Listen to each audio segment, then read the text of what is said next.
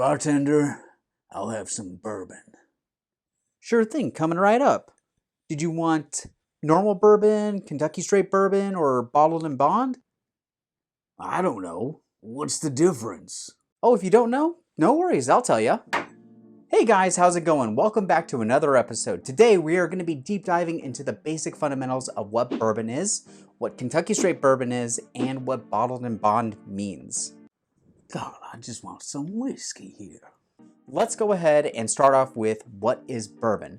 Bourbon is whiskey that has to be made in the US. Now, a lot of misconception is that it has to be made in Kentucky.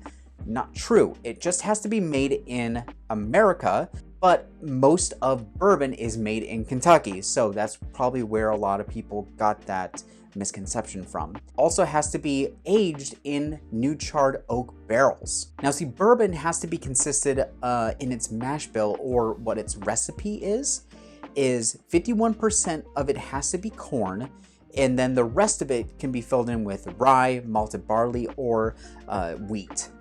But it has to have the 51% corn in order to be called bourbon. When the bourbon is made, it has to be put into the barrel at no higher than 125 proof, but when it ends up getting emptied out into the bottle, it can't be any lower than 80 proof, or 40% alcohol by volume. Oh, and if you are looking for something that is all natural, well, look no further, because bourbon is not allowed to have any kind of additives, just the natural ingredients that goes into the barrel. What you're getting in that bottle is the most natural thing that can happen inside of the barrel. So then when you look at a bottle like this and it says Kentucky straight bourbon, what does the straight mean? The straight means that it has to be at least 2 years old. Kentucky just lets you know that during that time it was in Kentucky when it was aging for those 2 years. But then if we take a look at this one right here, which is Colonel E.H. Taylor small batch, it's called Straight Kentucky Bourbon Whiskey. And it's also called Bottled and Bond. So this is already letting us know that it was aged at least 2 years.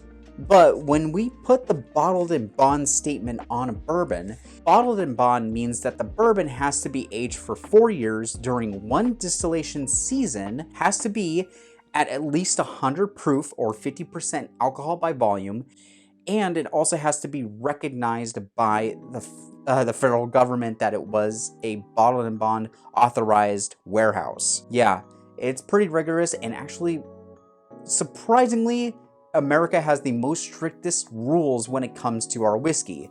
I mean, the Bottle and Bond Act was actually enacted because people were getting sick and dying because people were not being very truthful about the things inside of our bottles. But nowadays, we don't have to worry about that. Having the Bottle and Bond just means basically saying that this is a legitimate product. But what does bourbon taste like though? So if we take a look at the mash bill or that recipe, 51% of it has to be corn. Corn is going to add a sweet factor to this drink. Now, when I first started drinking whiskey, I found that bourbons were my drink because it was sweeter. Like, let's say for instance, this one right here, which is the Woodford Reserve Double Oak. This one, I happen to get maple syrup out of it. So that's just one of the sweetness factors from it. Some of the other ones that I've tried before, you get honey, brown sugar, very, very sweet kind of flavors. Of course, when you first try it out, it's just gonna be stabbing your tongue.